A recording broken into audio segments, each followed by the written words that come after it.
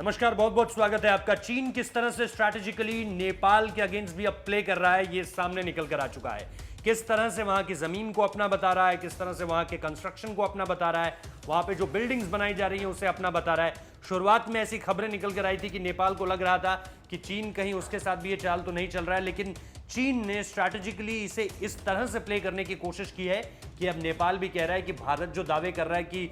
चीन जो है वो नेपाल के हिस्से में बिल्डिंग्स बना रहा है, वो पूरी तरह से गलत है। यानी नेपाल अब चीन के दबाव में आ गया है। दबाव कहिए इसे, बेवकूफ़ी कहिए इसे, स्ट्रैटेजिकली चाइना की चाल कहिए इसे, आप कुछ भी कह सकते हैं, लेकिन खबर जो है वो यही है कि नेपाल उस झांसे में फंसता जा रहा है जिस झांसे में चीन उसे फंसाना चाह रहा है। इसी वजह से नेपाल के 1 किलोमीटर अंदर तक में भी चीन का कंस्ट्रक्शन जारी है, लेकिन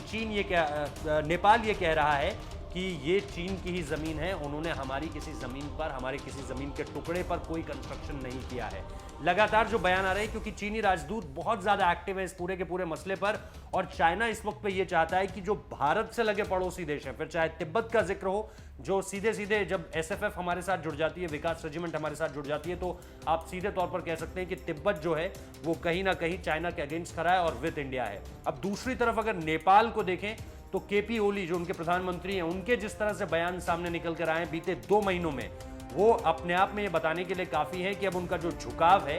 वो चीन की तरफ ज्यादा हो गया है। जबकि भारत हर लेवल पर, चाहे वहां पर आपदा आई हो 2015 याद कर लीजिए, भारत ने मदद भेजी है। इसके अलावा किसी भी तरह की स्थिति में आर्थिक लिहाज से अभी कोरोना मेडिसिन को लेकर भारत ने इतनी मदद की है। और इसके साथ साथ जिस तरह का दोनों देशों के बीच वहां से यहां आने वाले लोग हों, यहां से वहां जाने वाले लोग हों,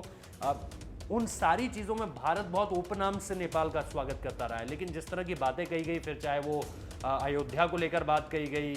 श्री रामचंद्र को लेकर बात की गई, ये सारी की सारी चीज़ें जिस तरह से केपी ओली की बयानबाजी सामने निकल कर आई, ये समझ आने लगा कि चीन कहीं ना कहीं प्ले डाउन कर रहा है नेपाल को अगेंस्ट इंडिया। और वही अब सामने निकल कर आ रहा है, क्योंकि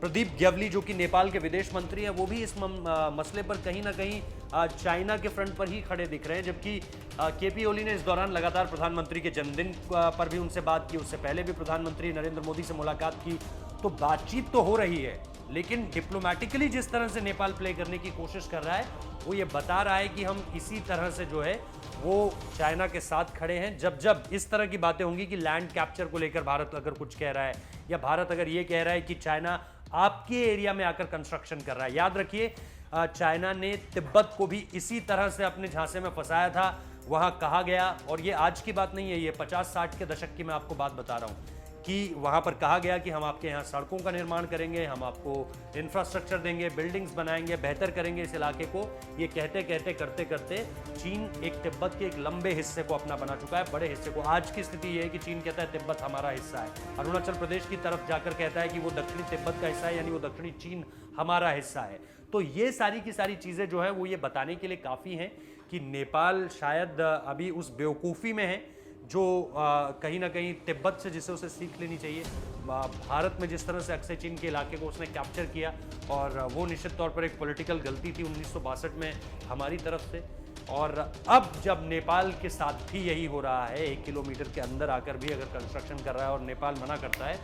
तो फिर केपी ओली साहब को भगवान सद्बुद्धि दे, हम यही कहना चाहेंगे। फिलहाल इस वीडियो को देखने के लिए बहुत बहुत शुक्रिया। लाइक कीजिए, शेयर कीजिए, और इसके साथ साथ हमारे चैनल को सब्सक्राइब करना मत भूलिए। बहुत बहुत शुक्रिया।